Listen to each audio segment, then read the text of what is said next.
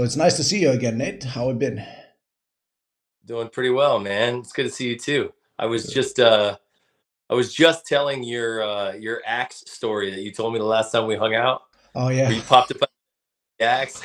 I was just telling someone was like, "Yo, you need a gun." I was like, I have this friend who did this with an axe, and I'm like, I kind of feel like that's a way bigger status move. Well, it is something to run out there with an axe in your underwear. That's for sure. Yeah, I told him that I wanted a bow and arrow for home defense. He's like, "Why?" I was like, "Because he'll never hear it Ooh. coming. It just, and Yeah. almost like a warning shot toings against the door, and they're like, "Oh shit, I got in the wrong house. Like I am in the really wrong house." Can't you get like a repeating crossbow or something? Wouldn't that be even cooler? Yeah, yeah, that's a good call, Now, that would be fucking amazing. right? Dead But serious. I was watching a show of yours recently, and I actually decided not to finish it because I wanted to like ask you about, because just the subject alone was of such Mm. interest to me, because men's mental load. Oh yeah, Would you describe a little bit what you talked about there? Let's just summarize it a little bit, and then yeah, I wanna talk about that a bit. sure.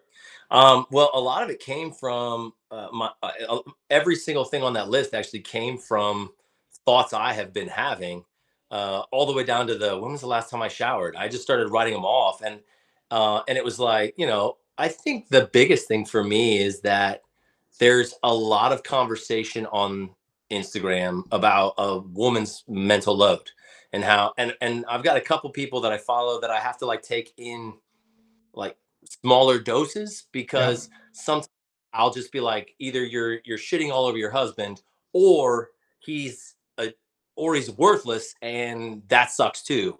But that can't be like what all guys are. And so in that sense I was sitting there going, "Well, we have that too. What's mine?" And I just started listing off things and it's anything from I need to make more money to I need to spend more time with my family. They're all competing against each other. Really was my issue is making more money means spending more time away from my family, means I don't get the input into my children that I want, and I miss out on milestones and all these things. And then it all comes back down to but yet I still want to do all these things for my family. Um and I my like all of that's going on. And then also at the same time, I'm sitting there going, every single show you watch, um, commercials even I mean watching the Super Bowl last night, there was a Verizon commercial where I think it was Verizon or some kind of like internet commercial where the guy is sitting on his computer next to a huge hole in the wall and she's like, "What's going on?" And he's like, "Oh, well, the walls were causing problems with our Wi-Fi, so I just fixed the problem." And she's like something to the effect of like upgrading our Wi-Fi wouldn't have done it. And I just thought that's exactly how everybody thinks we just have circus music going on in our heads, Yeah. and that's not true.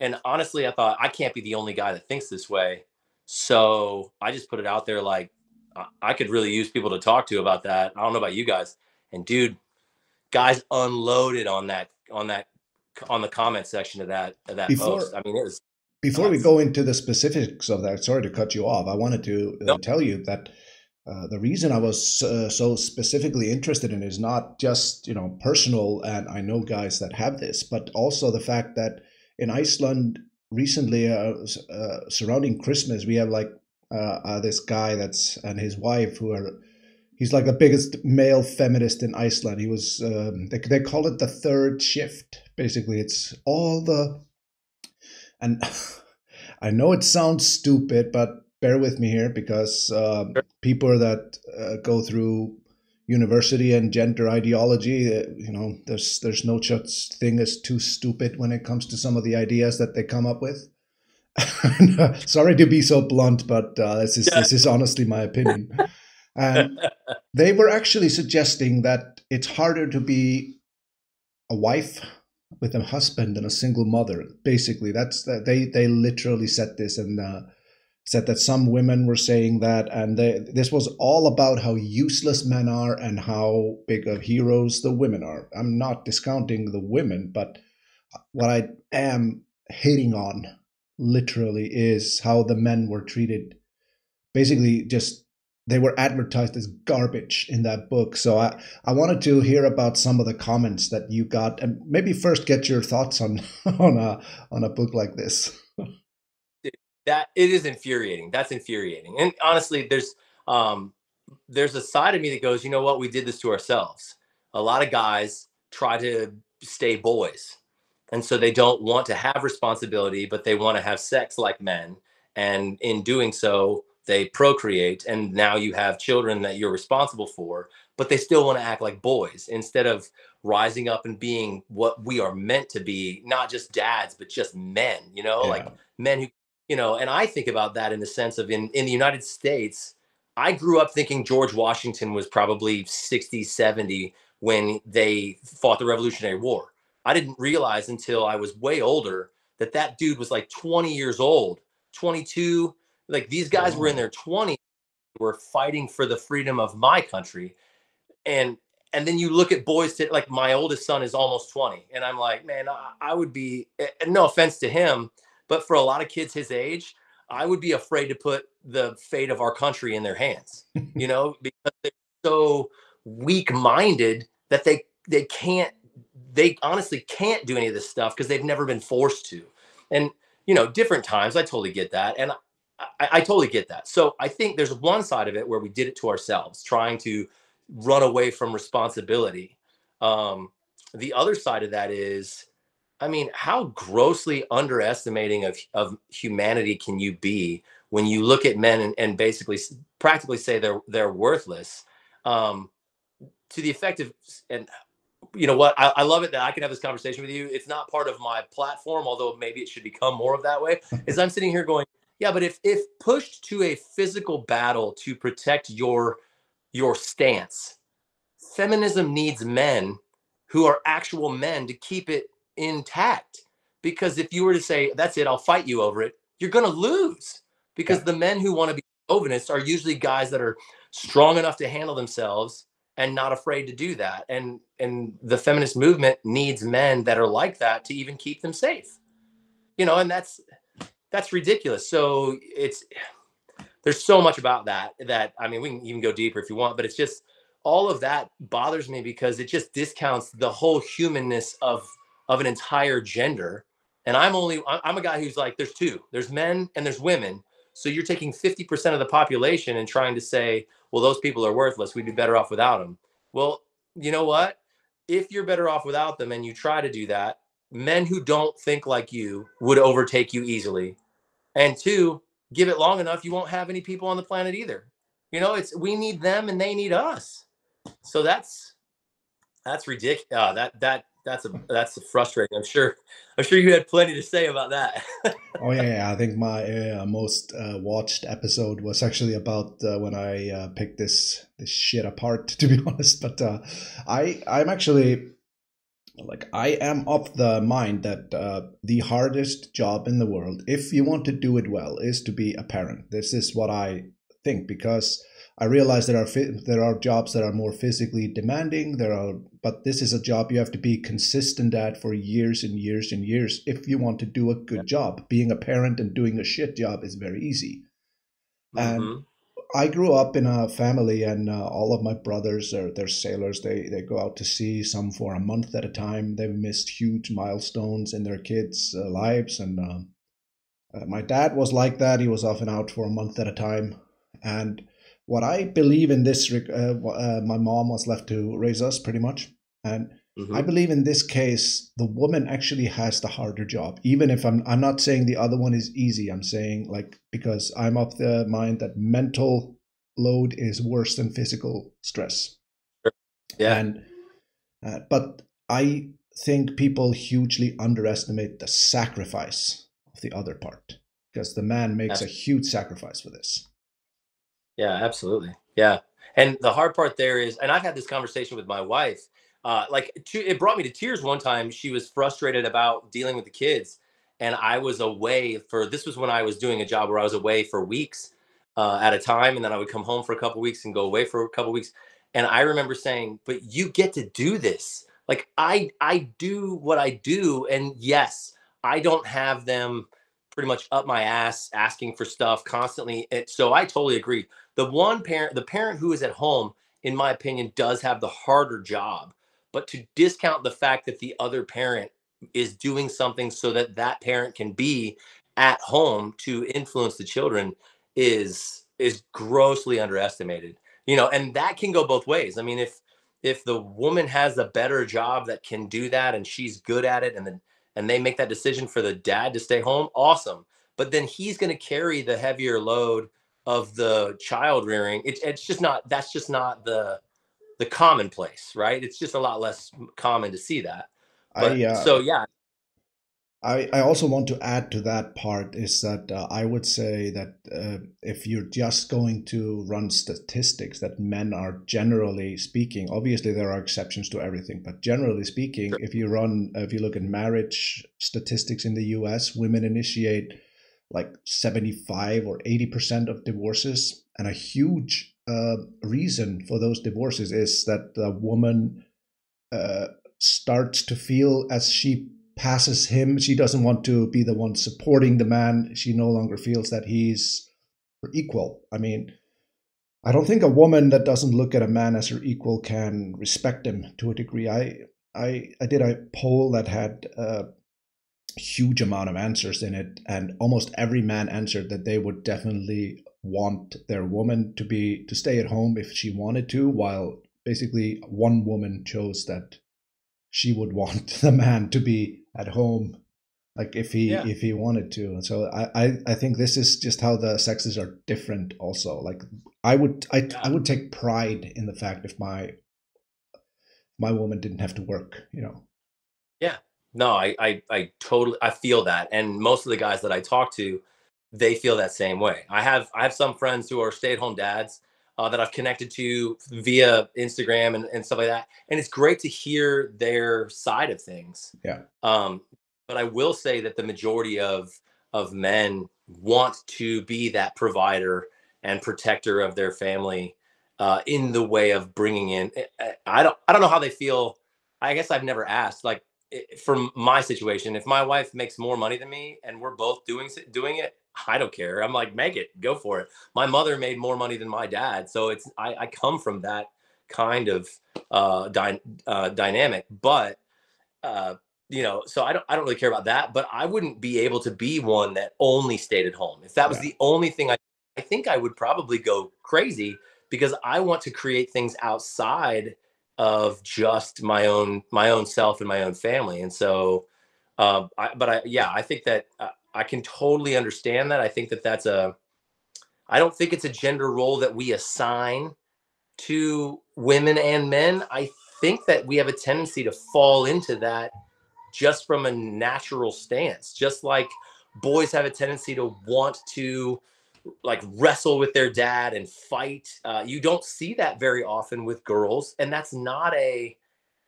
slam, and it's a general statement. It's not a specific one saying that there aren't girls that want to do that, because sure.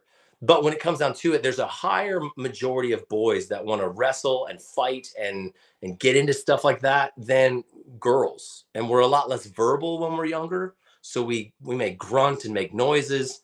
It's just a different way that we are. And I think that when it comes to that parenting side of things, men have a less, and I don't think it's it's not it's not that we don't have the nurturing side. It's just that it's not tapped into, and it's less tapped into. So it takes more cognitive attention than it does for the our female counterparts.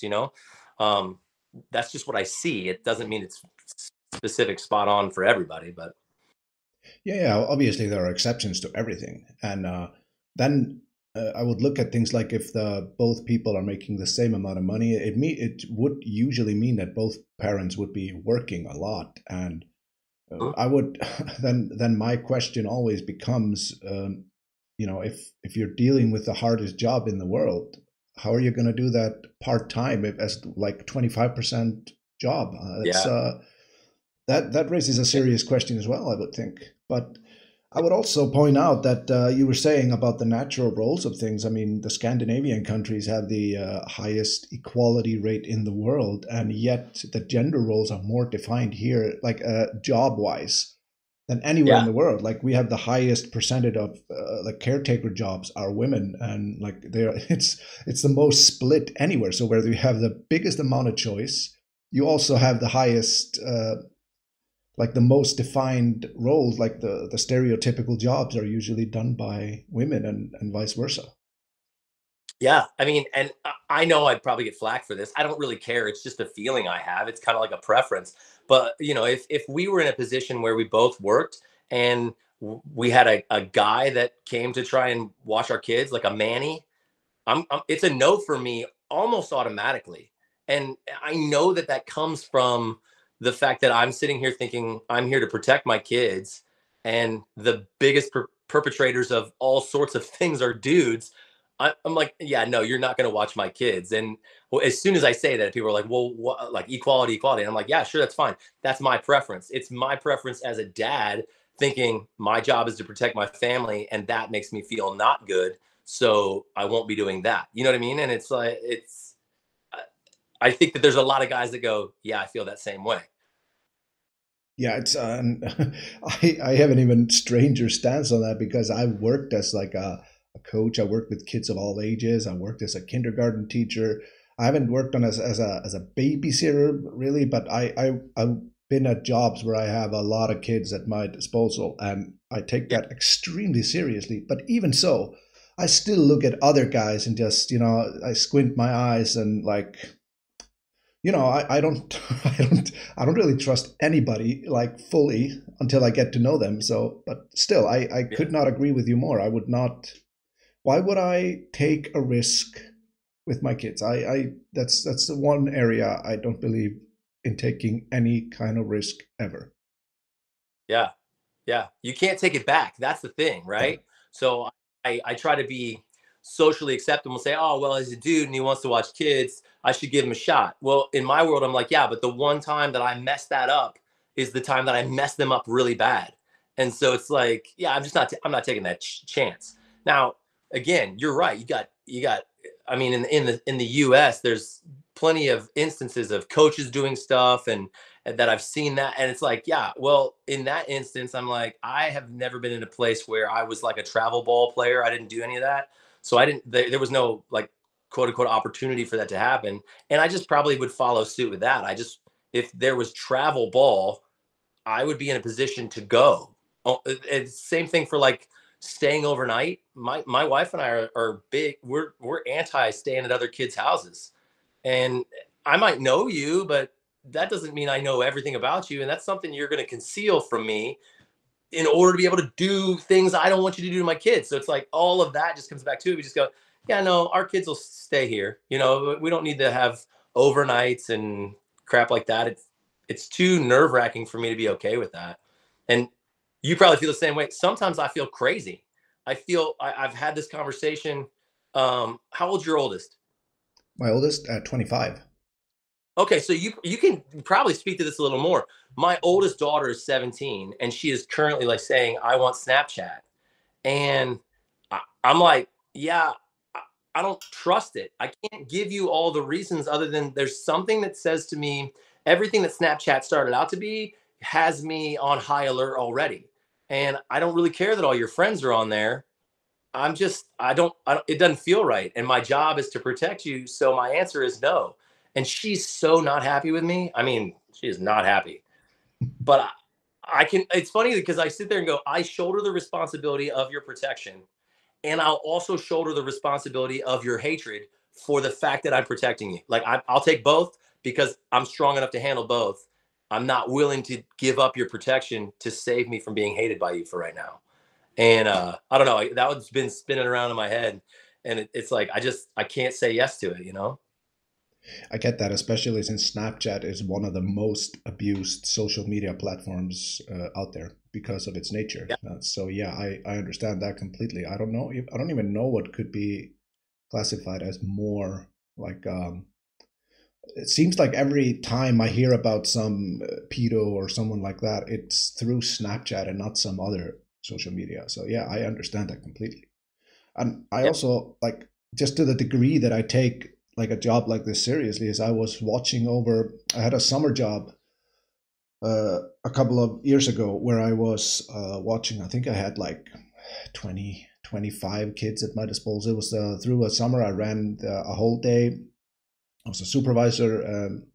And I had this guy who had been working there. He had been working in this job for, I think, a couple of years. And he was so lazy. And one time he was not doing what he was supposed to do. And one of the kids, she was at the back, fell off, caught her foot, and she was just hanging on upside down for, like, I don't know how long it was, but for something like this, like if you had gone to the toilet or something, I would have understood, but then you should have called someone else out. But I immediately demanded that he'd be fired or I would quit. I refuse to Yeah. work with people who take look at kids and do not take things extremely seriously. Yeah. Yeah. I mean, that, and I think that I, again, we're talking about the guy side of caring for children. Like when we look at it, we look at it from the standpoint of, I have to protect them from the things outside that want to come in and hurt them or take advantage of them or exploit them. I don't think that women don't think that way. I just know that they want to nurture them and keep their hearts safe, which I ultimately want that, but I just come about it in a totally different way. So when we come back to that whole concept of mental load, my wife is like, I want to do these things to the house. And I'm like, yeah, I want to do those things to the house too. I got to pay for that stuff. How can I, those are the things that start to happen. So when she's saying, I want to do this to the front room and this to the bathroom, I'm going, okay, that's probably going to be about 20 grand. And that's going to be about 10, and I'm adding the numbers up going, how do I pull that off? All at the same time going, as I do that, if I do that, that's either me taking the time and the money to do it or paying somebody to do it. And then I've got to spend more money. I've got to spend more time figuring out like how I'm going to pay for that. And what do I miss out on as a result of that? That's not to say I don't want to do those things. It's just to say all in all, it's she has a mental load of care and I have a mental load of care. And a lot of times what happens, I think specifically on social media, is that the men's mental load is off. It's just put away as they don't think about these things. They don't think like I think, or it's, well, you should just man up and you should just handle it. When the truth is there's a lot more going on in there besides circus music, thinking about sex and eating. Yeah, and I can speak like from my own point of view, like what I'm doing right now, growing this platform, because I started this all off like wanting to help men who are suicidal, but it's Mm, developed so much further than that. But the only reason I'm able to grow it so much is because she gives me the time to do it. Like, even so, yeah. sometimes even when I'm at home, I'm still not at home. I'm a bit distant doing a lot of work, even if it seems like I'm just sitting away while. So sometimes working from home can feel even worse, to be honest, because you're Yeah. there but you're still absent. Absolutely. I feel that completely, man. That's honestly, I tell guys, I'm like, get up early. Get up as early as you possibly can. And the downside to that is, you put the kids down at, let's say you put the kids down at 7, 8 o'clock, you're falling asleep next to your wife when you would rather be hanging out with her because you're getting up at 4 a.m. Now, not everybody has to do that, but I find I have way more focus. I would say I'm probably ADD, and I've been told that I have that. Um, so when everybody wakes up, I can't focus on anything. And when my wife is doing stuff in the house, even if I'm in another room, I can hear her, and I'm like, man, I should be helping her. Yeah, I should be doing.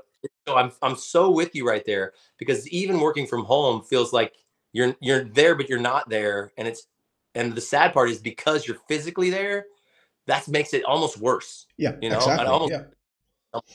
yeah, Yeah, yeah, I I was feel that. just so I wanted to ask about some of the answers that you got regarding this Yeah, men's mental load, because this is, I find this an extremely fascinating subject. It's the reason I pressed the stop button and I thought, no, I gotta do this discussion like with you. yeah, I feel that. I'm glad you did. That's awesome. That's a good call.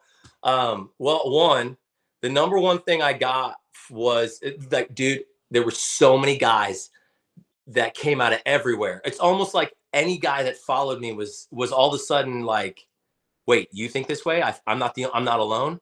So many dudes just said, I didn't realize I thought I was the only guy who thought like this. Or they said, it's so good to know I'm not alone. Right. I had one woman, I've had responses like, well, where women think that too. And I'm like, yeah, sure. Yeah, I'm sure you think about this stuff. It's okay. I'm just putting out there that guys think this way.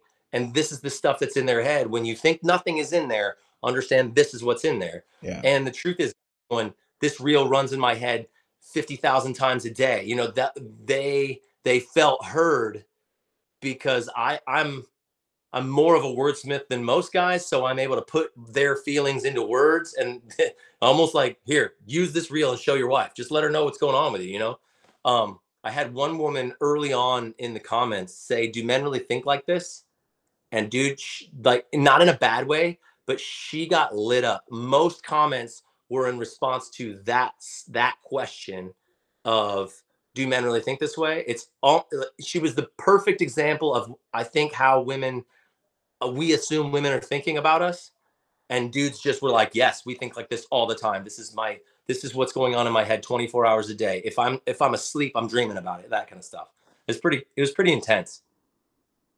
What specifically was that? Like, which part was that? Was that the yeah. So the other part was guys were actually speaking out to me saying you're not alone, right? But I was also trying to tell them they're not alone. So there was a lot of camaraderie, just the feelings of, I felt alone about this, and now I realize I'm not alone. And so that makes it a lot more manageable. And so when you look on the list, it's, I need to work more because I need to make more money, but I need to work less because I want to spend more time with my family.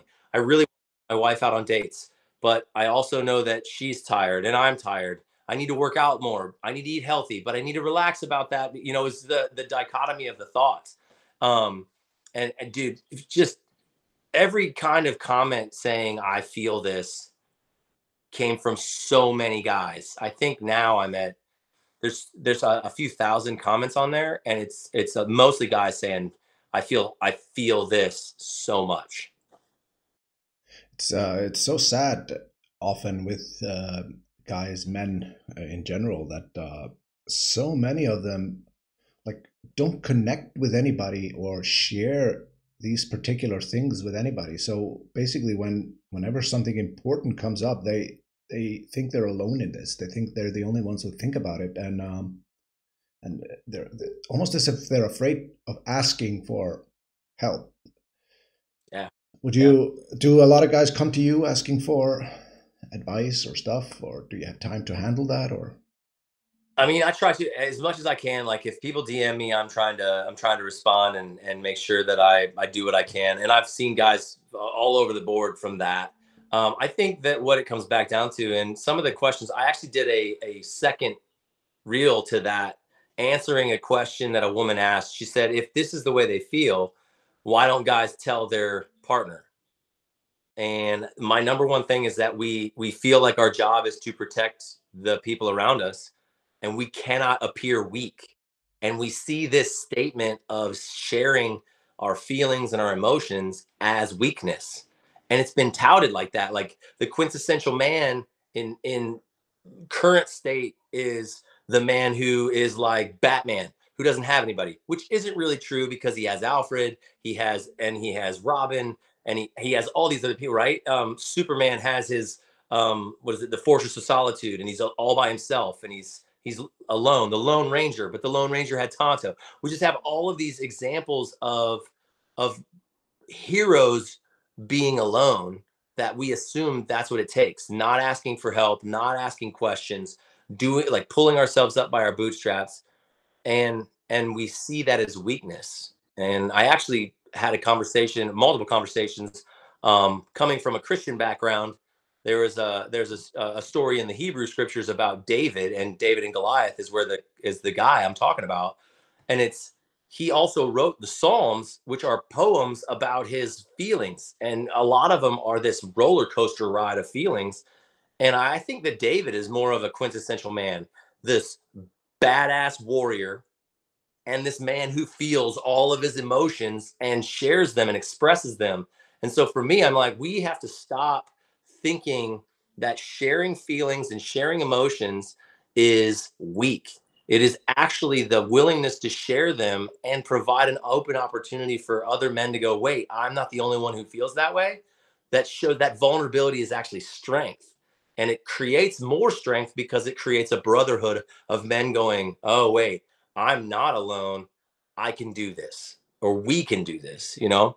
I think that's where I've been trying to push it. And so just even some of the guys saying, you know, I felt alone, just reaching back out and saying, you are not alone, my man, keep going. And getting that encouragement to know they're not alone in the way they feel and think, I think that goes a long way. And I'm trying to push that even further as much as I can.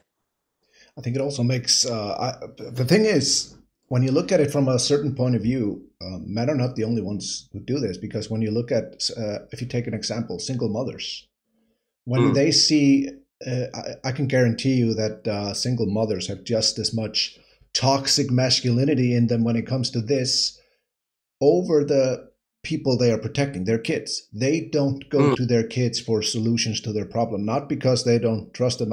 I would not say like it's not completely the same, but because they feel it's their duty to provide them with security, protection, and making them feel safe, so they don't go and put unnecessary problems on them. And I feel that that's a lot to do with us, that we don't want to put unnecessary problems that maybe our woman can't solve. We don't want to put that burden on her, because why would we want to make her feel uneasy? So that's exactly what a good brotherhood is for. Would you agree with Exactly. this? Yeah. Oh, absolutely. To be able to share those thoughts, but not have, and it's not an instead of conversation with your wife, or your girlfriend, but it's just it gives you the ability to express it the real, like the way with, and possibly get some feedback and some solutions, so that when you share it with your partner, you're not just dumping it on her and, oh, I feel better now. Because what happens is you share it with her, and if she has nowhere to share it, now she's bearing the load and you feel better. But if you're not giving solutions saying, this is the way I've been feeling, and this is what I'm going to do about it, or this is what I'm looking to do about it, then you're just really dumping it on her and leaving it for her to carry. But that's not, in my opinion, that's not really manning up either. That's just dumping it off on somebody else. So yeah, I think the brotherhood concept is huge, to again know that you're not alone, and then have almost, it doesn't have to be accountability, but just somebody, other guys that you go, there's some solidarity here. We have the same goals for our families. We have the same goals for finances and our health and wellness, and for just life. And then as a result, we are also sharing the same thought processes and feelings and emotions. And it just makes you feel, the feeling of isolation, I think, is a weight that adds to everything else.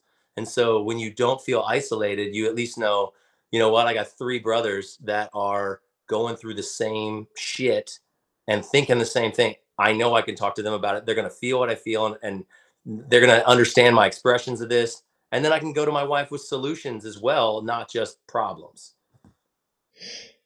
I also think the one of the why it's so important that it's done in a healthy manner by people that have good intentions is that if you or I don't try to provide that brotherhood, there will be someone with nefarious purposes, like gangs or something like that, which is always drawn in, because people just think that boys who grow up to be criminals or something like that, that they're just terrible people. Usually they're just wounded people that had nowhere else to go, were drawn in because all of a sudden this gives them a place to belong, a sense of camaraderie, as you were saying.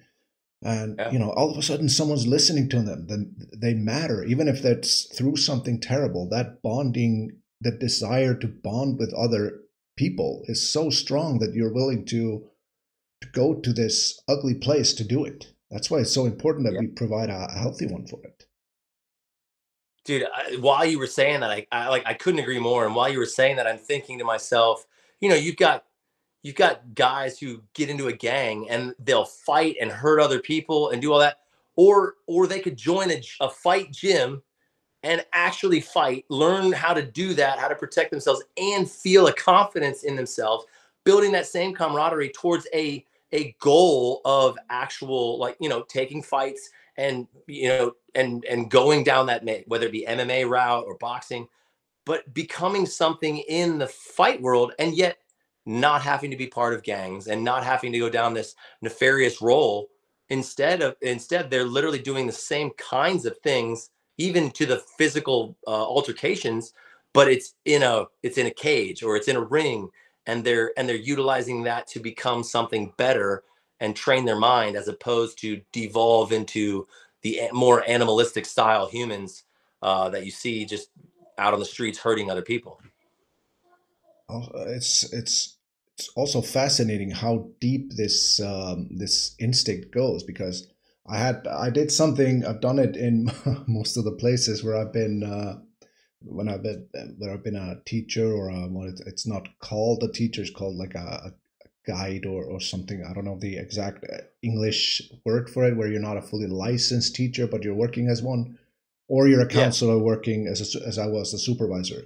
What I would do is that in one of the time I had a lot of boys with behavioral problems, and Mhm. it took me only like a week to get them to be like, eating out of my palm, as we say, because one of the things I do is that I take those guys and I tell them to, they're in charge of making sure that no one gets bullied. And Yeah. people cannot believe how seriously they take this. They make sure that, there is nothing like that going on. And if they don't have that job, they might be the bullies themselves. And sometimes they've gone to that afterwards. Yeah. But Yeah. I find this instinct of wanting to be the good guy, wanting to be the hero, wanting to protect. It's so strong, and it's just so often that it gets misguided. Yeah. Yeah. Well, and that's the thing. There's a Bible verse that I never really caught back in the day, but the older I've gotten and the more I've heard it, understanding like vision, it says, without purpose, the people perish. And I think that really comes down to, like, you gave those boys a purpose, and Yeah, they all of a sudden, not only did you give them a purpose, but you trusted them with it. So you're giving them trust. You guys have the ability to do this. You have the strength to do it. You're good humans and you can do it. Let's make that happen. I look at my kids all the time. I mean, they like, when they get at each other or whatever, my two boys will wrestle. My older one, like not the oldest, but of the two littles, Finn is 8 and Wyatt is 7. But Finn is big enough to hurt Wyatt, right? And they'll get into it. And then I stop them and I say, when can we hit? And they're like, when we get in a cage or when we're protecting our own. And I'm like, that's it. That's when we fight. When the other guy across the cage wall knows that we're about to come out swinging, or someone is stepping in trying to hurt those around us that are smaller, that we protect, that we feel a love for and a need for, that's when we turn on the, I guess that's when we turn on the violence. And I think that there is a violence inside of us, specifically more so towards under men, that needs to be harnessed in a good way by ourselves. It doesn't need to be harnessed by other men harnessing. Like, no one needs to harness my violence. I need to harness it and hone it and say, if you cross the threshold of my house, you're going to have a lot of problems, right? Like, but at the same time, if I'm out in the middle of society and someone is trying to hurt a lady, an old lady, that violence needs to come out, because I need to be able to subdue someone who is willing to do it, use that strength for wrong purposes, right? And I think that you giving them that purpose and showing them that trust and giving them that, like, saying, you guys have the ability to do this and you can do it, do it. You just set them on a course. It makes total sense to me that especially boys would be all over that. Oh yeah, like, we're commissioned with making sure nobody bullies anybody. That's a huge deal, I think. That's massive. yeah, they took that extremely seriously. But I wanted to, I forgot, I was going to mention it. I wanted to touch on the fact that when you talked about like David writing the Psalms and everything, Yeah, yeah. people forget that like some of the most emotional poems or songs about like your country or other people, whatever, it's those are written by some of the like manliest guys that have ever been. And Absolutely. when you look at like typically even old school like macho guys from Ireland, Scotland, they hear these old folk songs, and they'll just sit with their beer and just cry like and when it's over, it's all right, back to it's because this is the kind of stuff that gets feelings out, and I think it's very underestimated how willing guys are to share emotions. I think the problem now is they don't have an outlet. It's true. It's true.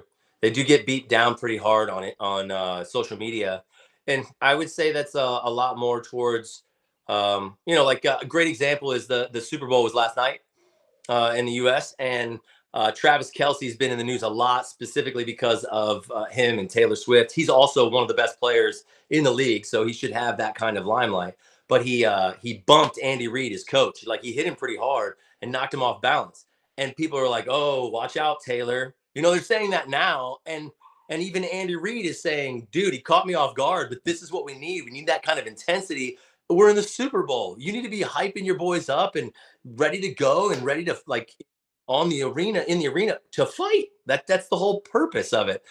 But when you look at it, my wife told me about that, and I said, I bet majority of all those comments were women, because they see that and they're going, "Oh, well, see, that's toxic masculinity." And I'm going, that's just so stupid to even call it that. A toxic masculinity is singularly focused in the sense that one male can be toxic and use his masculinity for wrong, horrible things.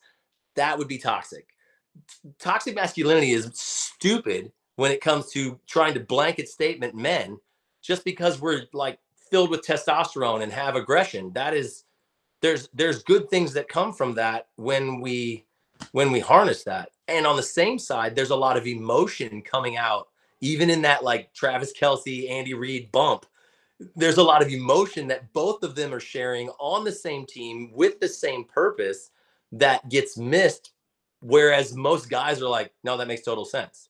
Most guys are sitting there going, "Yeah, makes total sense that he bumped into him and it hit him and was all hyped and all the things." There's a lot of stuff going on down on that field. It's, I don't know. It's one of those things where I hate seeing how men don't have the outlet, and then see how social media takes so much flight.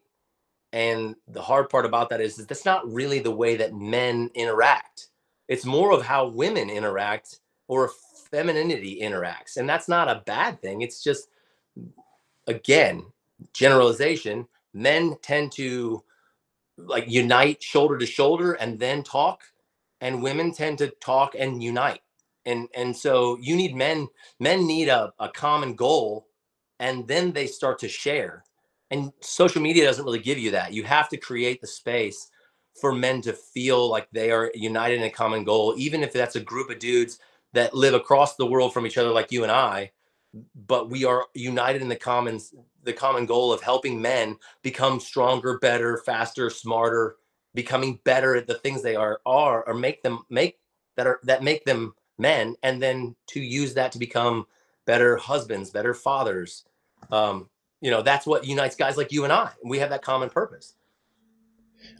Yeah, that's there's huge truth in that, and I can relate to that a lot, especially when it comes to the fact that as I said originally, I did a lot more just chatting with guys that had all kinds of like issues, but they would never just walk up to me and start pouring their heart out. That's not how it works.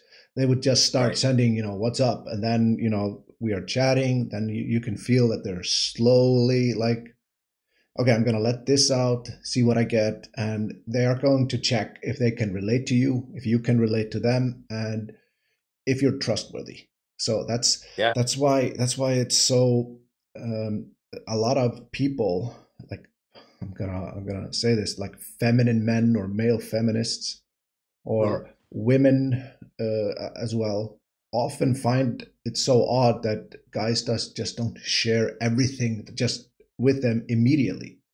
Right. Because if they can't relate to you or think that you actually understand, they won't do it at all. It's Yeah. either all in or nothing usually. Yeah. And there's a respect that gets earned even over social media. I think they watch you for forever, it seems. And then they see something and they're like, this guy gets me, or I feel that camaraderie. I can talk to him.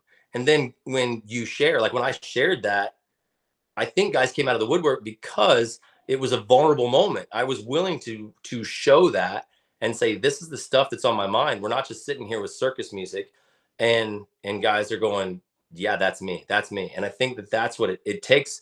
It takes strength to be vulnerable. And I'm not trying to toot my own horn, but I also am not afraid to take shots on Instagram. If someone's saying, why don't you dry your tears up, man? Like, sure, whatever. That's fine. You would never say that, just like they would never say it to your face. Like, I know your size. They would never look at you in the face and go, yeah, you should man up. Unless they're kidding, they're never going to say that straight to your face. But anybody will say, take shots over a keyboard.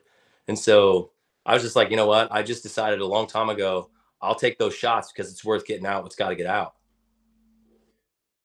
It's very telling to me when people do this. It's usually because they use that particular line because that's what would get them. That's what would upset them if someone attacked, them emotionally. So I can say, being from such a small country as Iceland, like I'm on a media that's actually like considered by a lot of people to be very far right, which is just absolute bullshit and stuff like that. So people start to come and take shots, and I discovered very early that this doesn't bother me. So I think it bothers a lot of people that it does not bother me. Like if I don't respect your opinion, I don't give a shit what you have to say. And that's something we need to develop. Absolutely. I think that comes back to, for men specifically, it's building confidence. I think we build our confidence. Like, I look at my oldest son, and dude, for years I was like, come with me to the gym. You need to be around dudes that are going to, one, push you, and two, cheer you on when you do something like that is big for you, right? His deadlift might be less than mine, but when he PRs a deadlift, I'm going to be hyped. And he's going to feel that, and he's going to get that from other guys. I'm like, you need to have that kind of stuff happening in your life to build the confidence. Because when people take shots, it's just like you said, if I don't know you, whatever.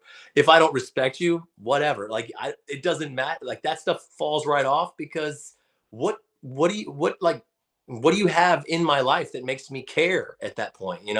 I have plenty of people that pour into my life that if they were to do that, I'd be like, whoa, what is the deal? I might not take, it's going to hit harder, but it's going to also make me question, what would make you say that, as opposed to just some rando trying to take shots. No, men just need to be able to build their confidence by keeping their promises to themselves and see where that takes them. That right there will take them really far. And also, it's very I think it's very, very important that you're realistic about like who you are and your capabilities. For example, I shared on my page a while back that I'm so grateful like to have people, because there are people on my followers list that could kill me if in a fight. There are people that are smarter than me that could debate me under the table. There, I can't think of a single area where I would be, if I took all the people that follow me, where I would be the best at. And yet, I'm having a conversation with these guys as everyone as equals, because respect, that's where respect comes in. And that has to be earned, especially by people who know they could kill you in a fight. But they're still interested in what you have to say. And this is, I've likened this, even if my page is named Nordic masculinity, it doesn't mean that I think I'm the top G or or the biggest man around or the most masculine. It's just someone having a football podcast, and naming it something related to football. It doesn't mean they think they're the best football player in the world. It means they're interested in the subject. And just having a common interest is so important. I completely agree with that. Yeah. I will say that I think the Nordic masculinity fits you, though, for sure. Thanks. I'll take that as a compliment. Yeah. I think when I saw it the first time, I was like, "Oh, dude, that's a badass name." Yes. You did. The ironically, it's the first time that it was announced that our channel was going, our streaming service was going up. People were like, "Oh, it's white supremacy, because of the Nordic thing." It's like, Oh my fuck you, God. man, fuck you, dude. It's like Nordic means you're from one of the Nordic countries. So just Right. because some assholes have like used this once in a while, I don't care. Just I'm not changing. I'm not going to be ashamed of my roots because it makes you feel like you wanna, be a little bitch. I'm just not. It's not. Yeah, those kind of feelings don't get to control what I do, and because if they did, you would never do anything at all. Dude, I had that exact conversation with my 7-year-old. He has such a hard time when Finley, his older brother, and they're very close in age, they like all the same stuff. They're good buddies. When Finley gives him shit about things like and has an opinion that is not kind, I've pulled him aside and I'm like, everyone in the world is going to have an opinion. That voice inside of you is the voice you listen to the most, because if you do that, then no matter what anybody else's opinions are, you will do what you're supposed to do. I really think that this not concept, but the idea of haters, I think a lot more of that comes from our fear of what other people will say, not so much what other people will say, but getting over that, just your own fear of what they'll say. When you finally deal with actual haters, you have done it enough to go, yeah, whatever, I don't care, and just keep going. But I literally said to him, you will hear opinions from everybody, and if you follow those instead of the voice inside your own heart, you will be a frustrated, angry man. So don't listen to the word, like the voices outside. Listen to that small voice inside. That's the one that will direct you to the best place for where you're supposed to go. And I mean, it's got to be that way. You can't listen to those outside voices. I think, well, here's what I would say. You can pick. That's the thing. You have to choose the outside voices that you're going to let in, but those are things that you choose with criteria, and then everyone else can fuck off. Yeah, and I think it's such like I've discussed this with a couple of friends of mine, and like I think it's two golden rules in this. Like, if you wouldn't go to that person for advice, why would you listen to their shit talk? And Yeah. number two is, if you would not trade lives with that person, why would why would their advice be be Yeah. worth so much to you? It's Yeah. and usually I find it's that the people who have the shittiest lives are just angry. They're just angry, frustrated, and it shows. And it really does seem to bother them when they can't make you feel that same way. Mm-hmm. Yeah. And that's the best that's the best payback against the haters, is just they can't reach you. Yeah. No, I feel that. I think um, it's kind of like in the United States. I don't know if you guys have this there or not, but we have Planet Fitness. It's like a $10 a month place to work out. Their entire marketing model is on this assumption that guys who are getting jacked are the guys that are going to make fun of you. And from my standpoint and my life spending time in the gym, those are the guys that are actually going to secretly like cheer you on. They don't want to scare you or intimidate you. If they see you and you are obese and out of shape, they see you, they're going to be like, that guy's trying to get it. Like that guy's the hero right there. They may actually have those conversations amongst themselves about you, but not want to say anything to you because they don't want to intimidate you or push you out. And Planet Fitness has literally made their entire marketing scheme like blaming those guys for people that don't go to the gym, when the truth is those people would go to the gym anyways. And if they did and they needed help, the guys that they're totally crapping all over are the guys that would be willing to help them. You know, honestly, I forget who it was, but he basically said, I've never seen any millionaires make fun of people who are trying to become a millionaire. It's always the people that are back behind there that are haters. And Did you break up there for a while, or is that me? Just 1 second. I don't know if that's my headphones or not.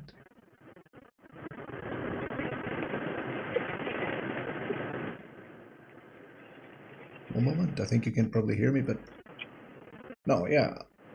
Could you try saying something? Nate, can you hear me? Okay.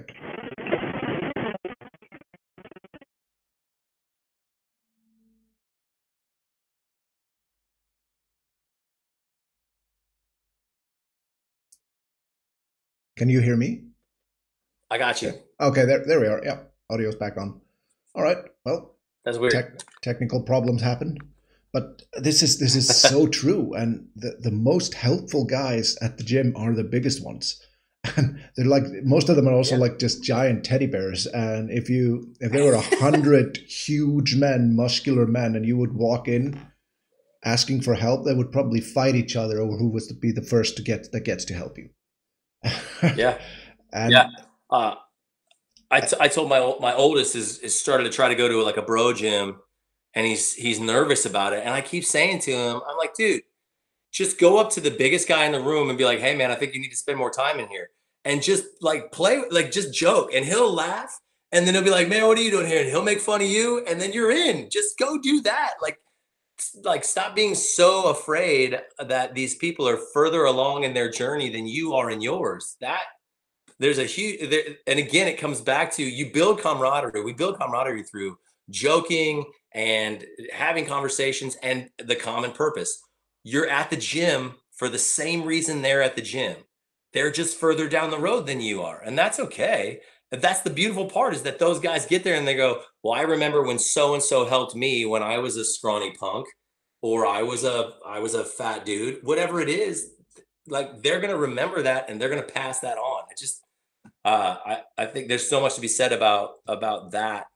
In its I think people are inherently good. I live my life understanding that there are bad people out there, and I have to be trained and ready to handle that for my family and protect them. But for the most part, if I'm out and about, I interact with people under the assumption that we all really just want to live our lives and enjoy what we're doing in life, and get home to our families and love the people we love. And if you do that, I think you're going the right direction. And if we can encourage that in men, we bring the purpose out in them, and we have a higher likelihood that they do good things, a lower likelihood that they do bad things.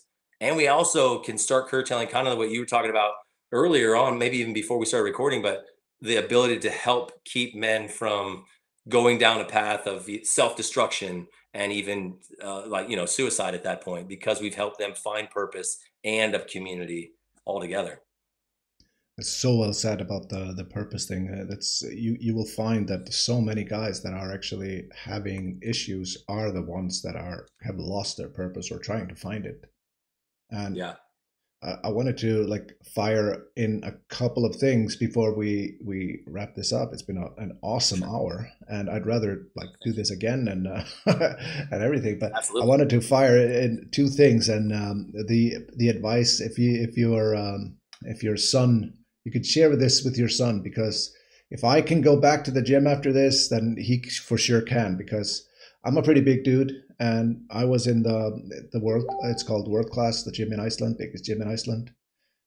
And there are several bench press machines there, well, just for bench pressing. And I was in one of them, and in the one next to me, the mountain from Game of Thrones just lies down. And he starts warming up with more than my max. So if I can come back to the gym after that, I think that I think that anyone can. Yeah, that's humbling, right? That's humbling. That's very humbling. And I guarantee you that man could do to your skull what he did in the series. And yeah. The second one is that I have a group of friends with very, very, very dark sense of humor. But do you know what you never see or never hear in that regard? You never hear them making fun of a fat person going to the gym. Ever. Yeah. So I think that's the most irrational fear that people have, but I do understand it.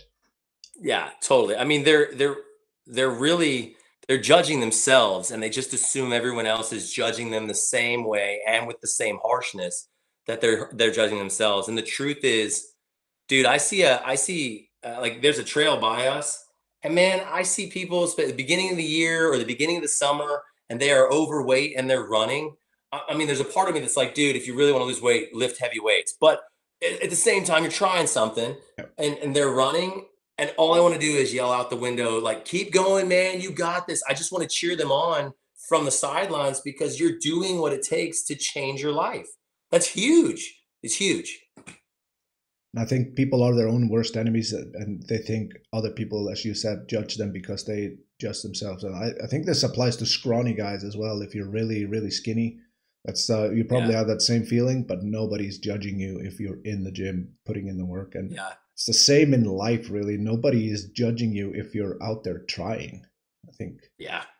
So yeah, I think that's an awesome end to this discussion, and I would really like to meet with you again. We always have an awesome talk, I feel, and I'd really like to do this again sometime. But absolutely, thank you very much for coming on.